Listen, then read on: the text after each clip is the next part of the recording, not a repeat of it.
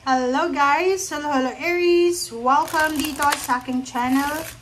Kapalaran 888 Aries, alamin natin kung anong messages, vibration, gabay energy para sa lahat. This is general reading, so pwede kang makaresonate Aries. Basta gamitin mo lang ang intuition mo. Okay? First card mo Aries is step out of your comfort zone and try something new. Yung message na to, resonated din to sa Leo, na same sign mo Aries. So, dito sa message na to, sinasabi sa'yo na lumabas ka daw sa comfort zone mo Aries and itry mo yung bago. Okay? So, kung saan ka man komportable, trabaho man yan, hindi relationship kasi yung relationship, kung may asawa ka na, may live-in partner, hindi yun yung parang lalabas ka sa comfort zone mo para mag-iwan, maghanap ng iba. No.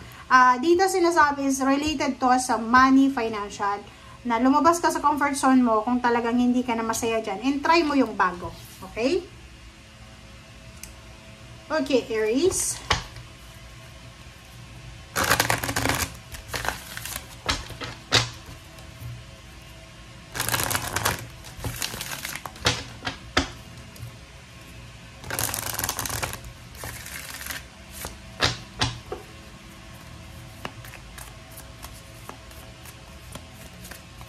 Okay, Aries, sacrifice, number 12.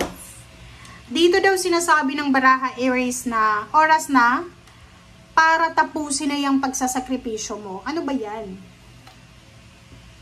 Ano bang sacrifices ang ginagawa mo sa buhay everyday? Kasi it's number 12, 1 plus 2 is 3. Oras na para magdesisyon ka. Nandito yung rainbow sa likod mo. Sinasabi sa'yo, Aries, na may pag-asa pa para makaalis ka dyan sa kung ano man yan na situation na hindi maganda sa'yo. Okay? So, yon, lumabas ka na sa comfort zone mo. Ano ba yan? Trabaho ba yan? Lugar? Ano ba yan? Saan ka ba komportable sa ngayon? So, alam mo ba, pag komportable ka, walang challenge yun. Kung hindi ka komportable, dun mo makikita yung challenge talaga. Okay? Kung ikaw yon. Kasi normally, yung mga Aries, Leo, and Sagittarius, gusto nila ng challenging na situation. So, this energy is para to sa'yo na oras na para hanapin mo yung mas challenging na sitwasyon. Okay? Oras na. Lumabas ka na dyan sa komportableng lugar na yan.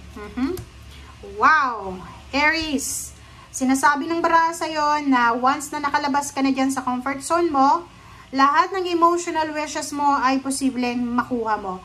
Lahat ng mga wishes and goals mo ay magagrant sa'yo. Sinasabi ng baraha, isa sa mga possible dito is happy family. After mong makalabas sa comfort zone mo, kung masaya ka na ngayon, masaya yung pamilya mo sa ngayon, mas lalo kayong magiging masaya. Pwedeng makakarating kayo sa ibang lugar, pwedeng magta-travel kayo together, international or local, may mga additional member ng family, makakapundar ka ng mga financial assets, parang ganun. And yung happiness mo na minamanifest, ibibigay talaga sa'yo ng universe. Wow. O, diba? So, sinasabi ng baraha sa'yo, once na nakalabas ka sa comfort zone mo, magiging sobrang kalmado, magiging sobrang peace and harmonious yung iyong buhay. Wow. Galing naman. Aries. O, diba? Sinasabi sa'yo dito, nandito yung Wheel of Fortune and Knight of Cups. If you're Aries single or dati kang may karelasyon pero hindi nag-workout yung relationship, dito sinasabi ng baraha na may posibleng magbabago sa usaping relationship mo. Pwedeng may dumating na tao na siya yung magiging dahilan para mabago yung buhay, emotional mo. Doon din sa mga palaging bigo, palaging walang positive endings, happy endings sa relationship, sinasabi ng baraha na posibleng makuha nyo na yung peace and harmony sa mga susunod na buwan at taon. Okay. Kaloka talaga to. Palagi ko siyang nakikita sa energy mo yung The Devil. Hindi siya nawawala. Hindi ko alam kung bakit. Kasi Aries, itong The Devil is either Capricorn energy, or Earth signs energy, or any air signs like Gemini na energy to na nakadikit sa'yo. Nakakapit sa'yo to. Kasi nandito ka sa Empress eh. Yung Empress, parang sinasabi na oras na para makapagsimula tayo ng bagong buhay. It's a new life. It's a new beginnings, new start. Parang ano siya, New Year, di ba? New Year siya. First day of the year.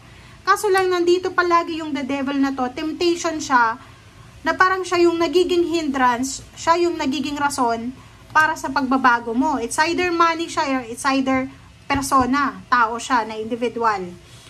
So, kung ako sa'yo, kailangan mong, kumbaga, iwasan ng taong ito. As much as possible, umiwas ka sa the devil na to, kung talagang gusto mong mabago yung buhay mo. Unang-una yung health. Pwedeng marami kang unhealthy regimen, unhealthy lifestyle na kailangan mo nang baguhin, pero, parang nagtatry kang mag-diet, nagtatry kang magsigarilyo, diba, uminom. Pero yung mga tao sa paligid mo, parang sila yung temptation, sila yung nagyayaya sa'yo. Uy, Aris, ala, dito ka na, ganyan, ganito. So, nakikita ko, so, ang maganda ditong option, ang maganda ditong gagawin mo is umalis ka dyan sa mga temptation na yan. Yun nga, step out of your comfort zone. It's step out of your place or situation na alam mo na maraming temptation. Okay? Sinasabi ng bara sa'yo dito na simulan mo na yung paghahanap ng freedom. Freedom pa. Ganyan yung sinasabi. And Knight of Rods, sinasabi ng Knight of Rods sa'yo na mayroon dito na Aries na posibleng makakaramdam ka ng sobrang excitement sa mga parating sa'yo. Pwedeng new love life, new career, new job, new place of work, new place of residence, or pwedeng new mindset, or yung new, basta new siya, new beginnings para sa lahat. Knight of Pentacles and Seven of Cups. So yun, ito din yung isa sa mga excitement na, or rason kung bakit excited ka, is yung money. Sinasabi ng bara sa'yo dito na bibigyan ka ng pagkakataon ng universe na, kumbaga maraming options and choices kung paano mo may improve yung financial mo. And yung Seven of Cups dito, sinasabi ng bara sa'yo na,